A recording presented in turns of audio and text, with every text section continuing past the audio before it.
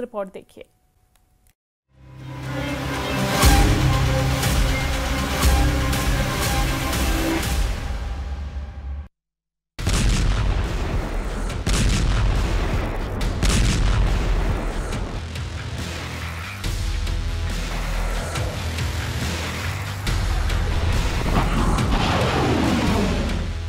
Yemen में Houthi विद्रोहियों के ठिकानों पर अमेरिकी हमले हुए तेज।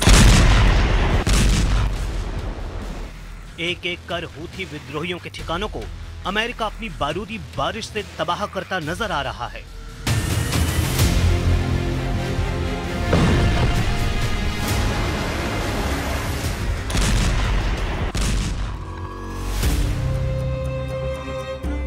इजराइल, अमेरिका और सऊदी अरब तीनों के भयानक हमले से दहल गया यमन।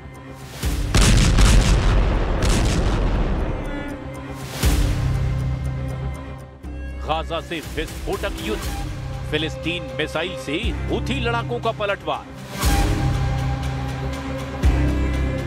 लाल सागर में ट्रंप से एर्दोआन का छल, गद्दार निकला ग्रीन मार्शल। तुर्की के इस्लामिक B-57 में ईरान, खाड़ी में शुरू हो गया एटमी घमासान।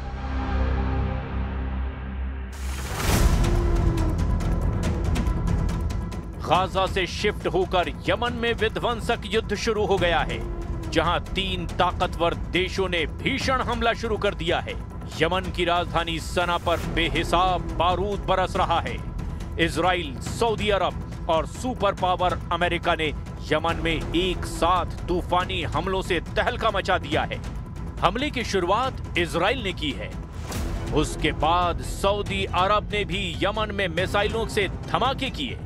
फिर अमेरिकी फाइटर ड्रोन ने ईरान समर्थित हूथी लड़ाकों और अलकायदा के अड्डों पर बमबारी की।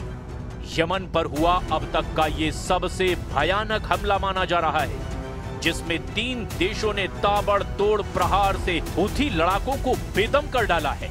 हूथी फाइटर्स पर हमले के साथ ईरान की घेराबंदी शुरू हो गई है। हाल ही में ईरान के सुप्रीम लीडर अली खामनेई ने ट्रंप को यह धमकी दी है कि जो भी इजराइल का साथ देगा वो बर्बाद होगा। खामनेई की धमकी के बाद अमेरिका, इजराइल, ईरान समर्थित लड़ाका ग्रुप पर टूट पड़े हैं।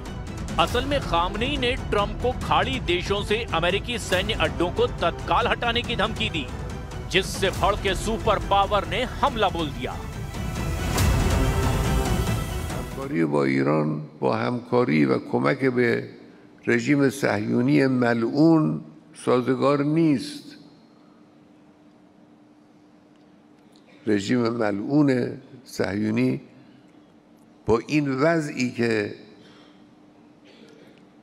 در این اواخر همه دنیا دیدن، همه دنیا فهمیدن، همه دنیا محکوم کردند، آمریکا کمک میکنه، آمریکا پشتیبانی میکنه، آمریکا حمایت میکنه. با این وضع همراهی با ایران معنی نداره، قابل قبول نیست. بله،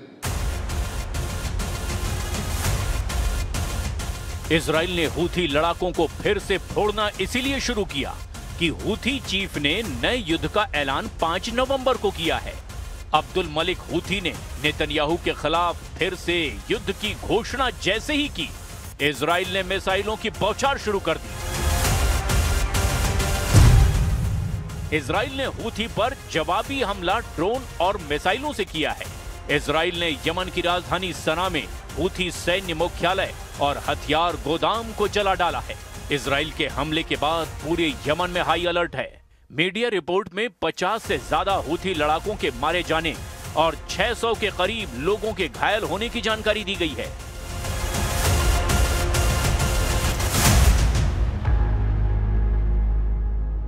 वहीं सऊदी अरब ने यमन के सादा सूबे में मिसाइलों की बौछार की है।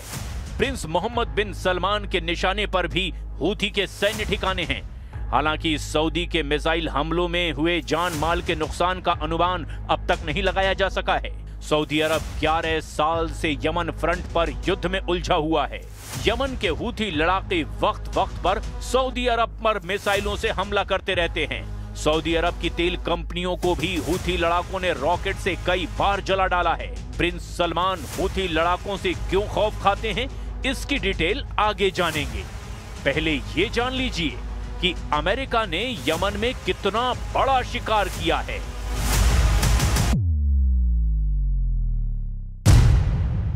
यमन मॉनिटर के मुताबिक अमेरिका ने हूथी फाइटर्स के साथ यमन में अल कायदा को लड़ाकू ड्रोन से दहला दिया है।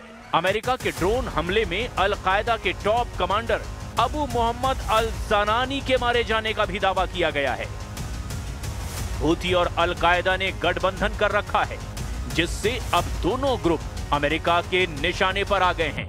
अमेरिका की कोशिश सऊदी अरब और ओमान जैसे हूथी के दुश्मन देशों का गठबंधन बनाकर ईरान को घेरने की है।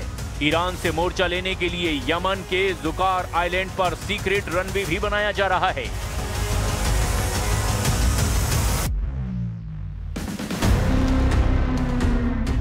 प्लैनेट लैब्स बीबीसी ने सैटेलाइट तस्वीरों से जुकार द्वीप पर लगभग 2000 मीटर लंबे रनवे के निर्माण की जानकारी दी है। जुकार आइलैंड हूथी लड़ाकों के कंट्रोल वाले हुदैदा पोर्ट से करीब 90 किलोमीटर दक्षिण पूर्व में है। जुकार द्वीप लाल सागर में सामरिक महत्व के लिए सबसे अहम लोकेशन है। इस आइलैंड पर पहले 1995 में इरिट्रिया ने कब्जा कर लिया था। साल 1998 के एक अंतर्राष्ट्रीय फैसले में इसे यमन को सौंपा गया। 2015 में जब सऊदी अरब यूएई गठबंधन सेना ने हूथी से युद्ध शुरू किया, तब फिर से जुकार आइलैंड हूथी लड़ाकों से आजाद कराया गया। जुकार पर रनवे बनने से हूथी की हथियार सप्लाई लाइन पर ब्रेक लग सकता है। हालांकि हूथी लड़ाकों को कुचलकर भी अमेरिका इजराइल की टेंशन खत्म नहीं होने जा रही, क्योंकि तुर्की और ईरान में नजदीकियां बढ़ने लगी हैं। एर्दोआन ने ईरान को 57 देशों के इस्लामिक गठबंधन फोर्स में शामिल कर लिया है। तुर्की के इस्तांबुल में इस्लामिक चैम्बर ऑफ कॉमर्स की एक अहम बैठक हुई है। बैठक में B57+ मंच बनाने का फैसला लिया गया। इस मंच के जरिए कहने के लिए मुस्लिम देशों में बिजनेस लीडर्स तैयार किए जाएंगे, लेकिन B57 में सऊदी अरब, तुर्की और ईरान जैसे कट्टर विरोधियों का एक साथ आना इजराइल के लिए किसी मुसीबत से कम नहीं है, क्योंकि ये एर्दोआन के ग्रेटर अरब बनाने की शुरुआत भी हो सकती है। एर्दोआन ने नेतन्याहू के ग्रेटर इजराइल बनाने के जवाब में ग्रेटर अरब का जवाबी प्लान बना रखा है।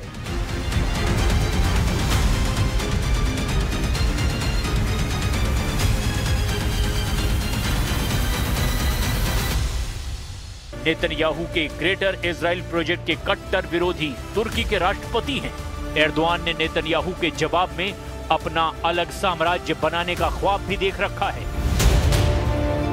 एक तरफ नेतन्याहू का ग्रेटर इजराइल प्रोजेक्ट है और दूसरी तरफ है एर्दोआन का ऑटोमन साम्राज्य का ख्वाब। और इन दोनों इंटरनेशनल साजिशों को लेकर इस वक्त 2025 की सबसे बड़ी टक्कर होती नजर आ रही है। Suriye'nin parçalanmasına hangi kisveyle olursa olsun üniter yapısının bozulmasına rıza göstermeyiz. Bu konuda bir risk görürsek gerekli adımları süratle atarız. Netanyahu ने जब पहली बार ग्रेटर इजराइल को लेकर अपने इरादे जाहिर किए, तभी पूरे तुर्की में कोहराम मचा था। सबसे ज्यादा तनाव में तुर्की के राष्ट्रपति रेजिप ताइप एर्दोआन आए थे। एर्दोआन लगातार वही वीडियो देख रहे जिसमें हेलीकॉप्टर से उतरने के बाद नेतन्याहू उस पहाड़ पर पहुंचे जिसको कहा जाता है जबल अल शेख, यानी शेख का पहाड़। सीरिया की ऊंची चोटी को इजराइल में माउंट हेरमोन कहा जाता है। सीरिया में शेख के पहाड़ पर पहुंचकर नेतन्याहू बता चुके हैं अब अपना सीरिया पर कब्जे वाला उनका प्लान क्या है।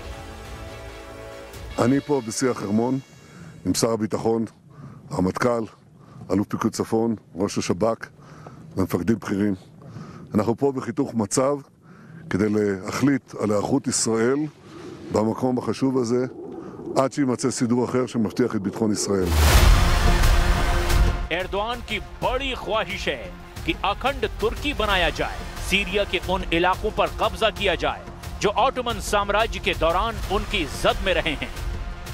इसमें सीरिया के इदलिब, अलेप्पो, दमिश्क और रक्का जैसे शहर भी शामिल हैं, जिन पर एर्दोआन की नजरें गड़ी हुई है। ये चारों शहर इस वक्त एर्दोआन के एजेंडे में हैं और लगता है कि सीरिया के इन शहरों के लिए तुर्की अब इजराइल के खिलाफ फिलिस्तीन वाला मोर्चा भी बंद करने के लिए तैयार है। क्या एर्दोआन का ये रवैया फिलिस्तीन के सबसे बड़े समर्थक ईरान और सीरिया के बीच युद्ध करा सकता है? क्या ये युद्ध वर्ल्ड वॉर में तब्दील हो सकता है? ये सवाल बार बार अब उठने लगे हैं। तुर्की की नीयत साफ नहीं है, ये बात ईरान बहुत अच्छी तरह से जानता है। एर्दोआन अपनी पार्टी के एक सम्मेलन में ये कह चुके हैं कि पहले विश्व युद्ध के बाद अगर अलग तरीके से सीमांकन होता तो अलेप्पो, दमिश्क, इदलिब और रक्का तुर्की में होते।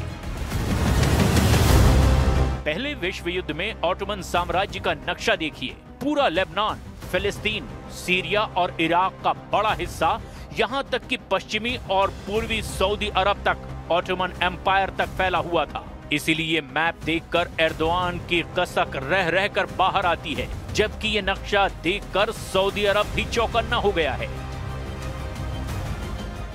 Bu yıl veya bu yol tıkanır veya dinamitlenirse işte o zaman devletimizin kadife eldivene sarılı demir yumruğunu kullanmaktan da çekinmeyin. बशर अल असद की सरकार गिराए जाने के बाद सीरिया में तुर्की को दबदबा बढ़ाने का बड़ा मौका मिल गया था, लेकिन सीरिया में तुर्की का दायरा बढ़ने का सबसे बड़ा फायदा इजराइल को हुआ, क्योंकि सीरिया में सबसे ऊंचे शेख के पहाड़ पर भी नेतन्याहू के कदम पड़ गए। नेतन्याहू का ये वीडियो देखकर ईरान भी बहुत ज्यादा तनाव में आया, क्योंकि लेबनान तक उसकी पहुंच अब पूरी तरह कट चुकी है। طبیعی است که کشورهای منطقه در این روند باید کمککار باشند بدون هر گونه مداخله مخرب یا هر گونه فشار و تهدید نسبت به جریان‌های فعال در سیاست سوریه.